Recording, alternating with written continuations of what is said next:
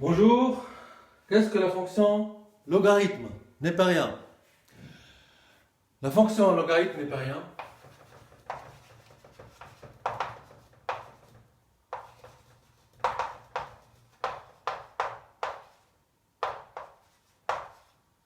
est l'unique fonction notée Ln, c'est-à-dire on va noter Ln, qui est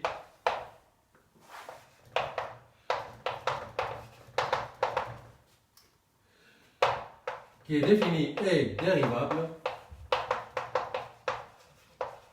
pour tout x appartenant à 0 plus l'infini. Donc on est venu à 0 plus l'infini et on a défini une fonction dérivable partout sur 0 plus l'infini qu'on a noté ln de x. Pas encore fini et tel que ln de 1 égale 0, donc c'est une fonction qui est dérivable sur 0 plus l'infini, telle que ln égale 0 et sa dérivée ln' de x pour x 0 plus l'infini est égale à 1 sur x. Bon, ça c'est la définition du logarithme népérien. La fonction logarithme népérien. Qu'est-ce qu'on sait sur elle? On sait qu'elle est dérivable pour tout x dans 0 plus l'infini, qu'elle s'annule en 1 et dans la dérivée égale 1 sur x. Et bien, cette définition, dites-vous qu'elle est pleine d'enseignements. Parce que on sait qu'une fonction dérivable est par conséquent continue. Donc on peut rajouter continue.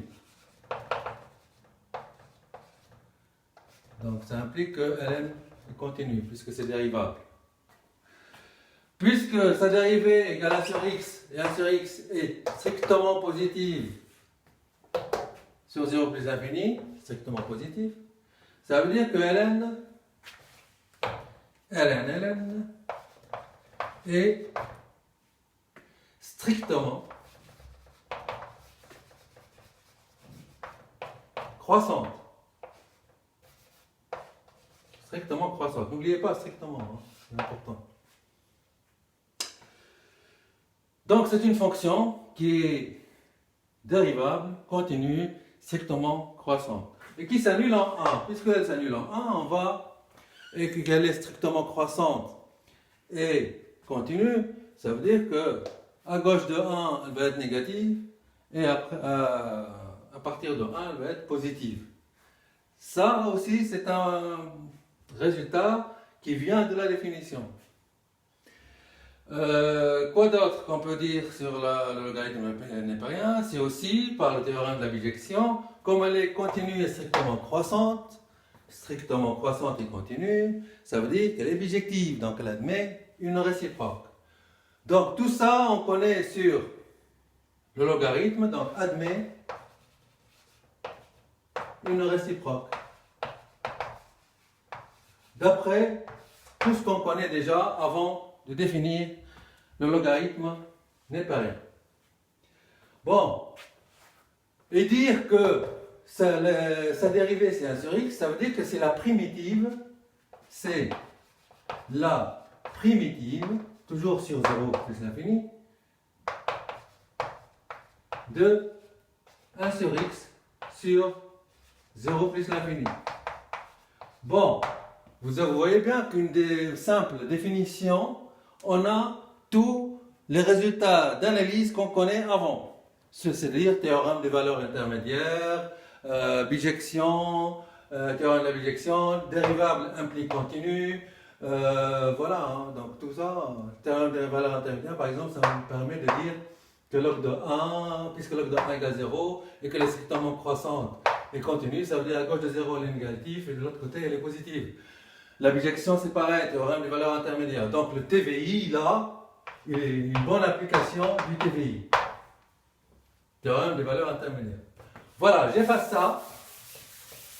Et j'essaie de voir avec un graphe. On va essayer de voir avec un graphe ce que c'est la primitive. On sait de 1 sur x.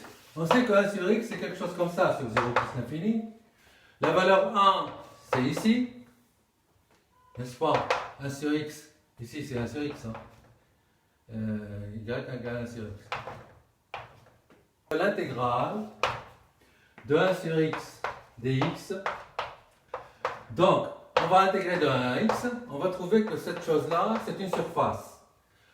Et puisque, comment dire, l'intégrale de cela, on a dit que c'est ln de x entre 1 et x. Donc, ln c'est égal à ln de x moins ln de 1. C'est égal à ln de x. Pourquoi? Parce qu'on sait que ln de 1 égale 0. Donc, ça donne ln de x. Ce qui fait que cette surface-là, c'est ln de x. N'est-ce pas? Et cette surface-là, donc, elle est positive. Donc, ln de x, ici, positive parce que c'est une surface, sur 1 plus l'infini. Maintenant, si j'inverse les bornes et j'intègre de x à 1 sur x dx, j'inverse les bornes, ça me donne log de 1 moins log de x. Donc c'est moins log de x. Puisque log de 1 moins c'est 0, donc ça fait moins log de x. On a x toujours 0, 0 1. Hein. Donc x plus grand que 0, hein, toujours.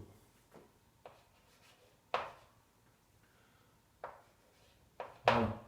Donc j'intègre de là, je prends un x ici, hop, et je vais trouver une autre surface ici, qui est égale à moins log x cette fois-ci. Celle-ci égale moins log x. Puisque cette surface est positive, est égale à moins log x, ça veut dire que lorsque x est entre, donc, lorsque x entre 0 et 1, log de x, il est comment? Il est négatif.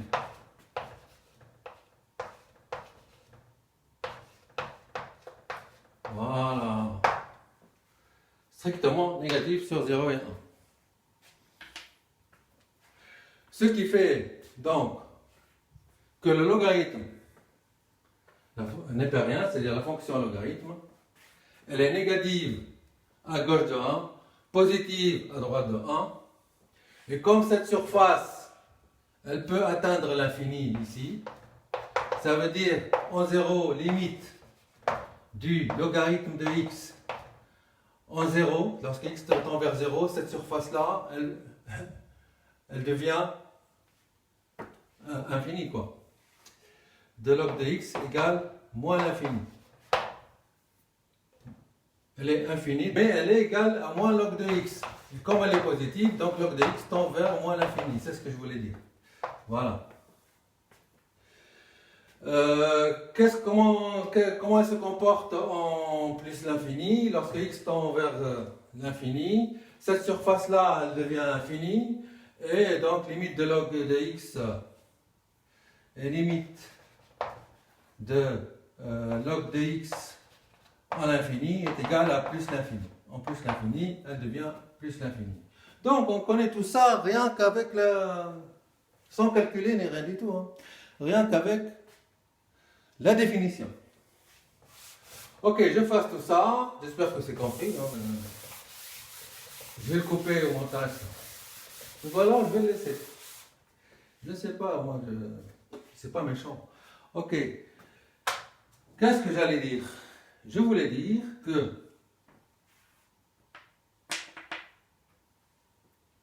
maintenant qu'on connaît un peu plus sur la fonction logarithme, on peut essayer de la représenter. On a dit que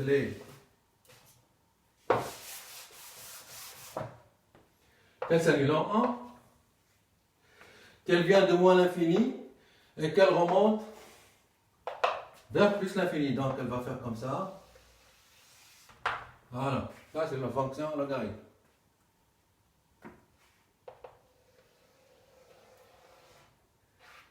Elle va ici s'allonger. Et ici, elle croîtra toujours. Voilà, ça c'est le logarithme. N'est-ce pas? Ici la valeur 0. Je peux tracer la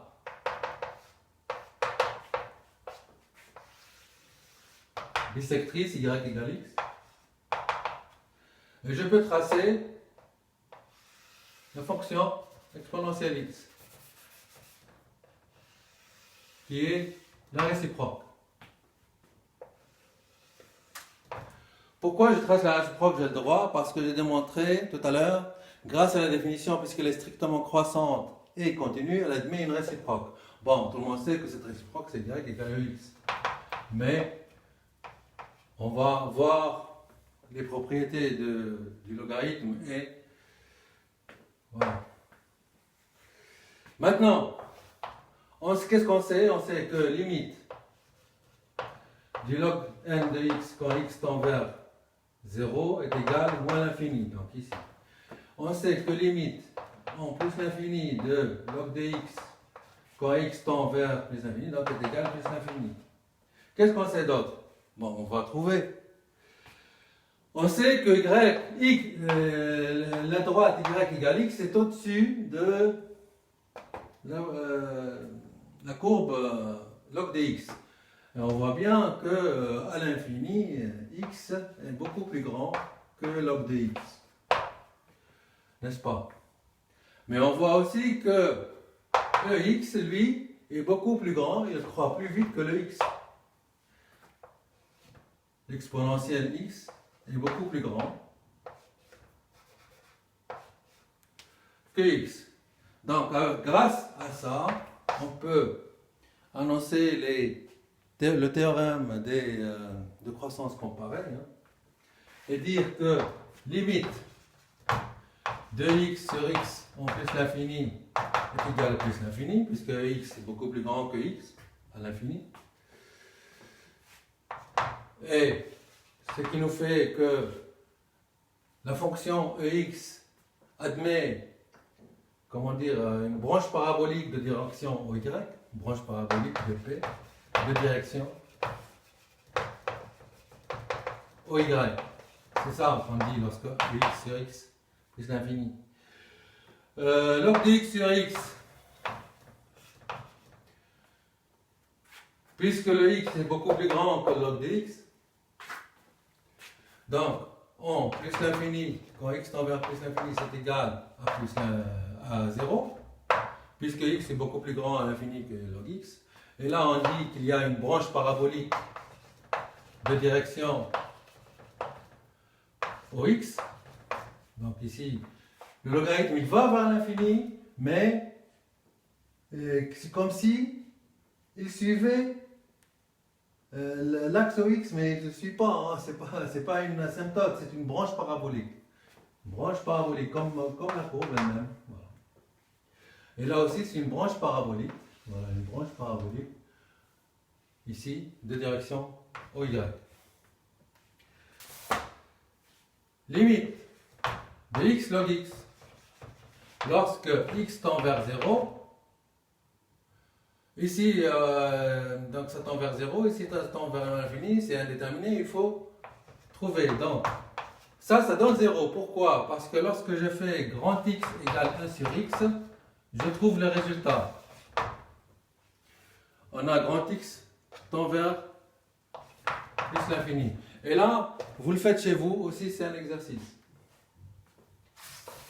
Donc, quoi d'autre? Ah oui, la limite du nombre dérivé. Limite, quand h tend vers 0, de logarithme de 1 plus h divisé par h.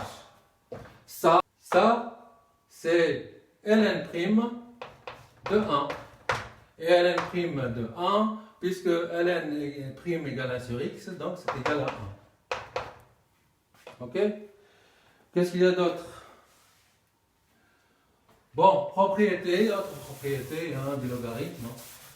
Logarithme, on sait que le logarithme de... Donc, pour a et b strictement positif, logarithme de a fois b est égal au logarithme de a plus logarithme de b. Mais a et b doivent être positifs. Chacun.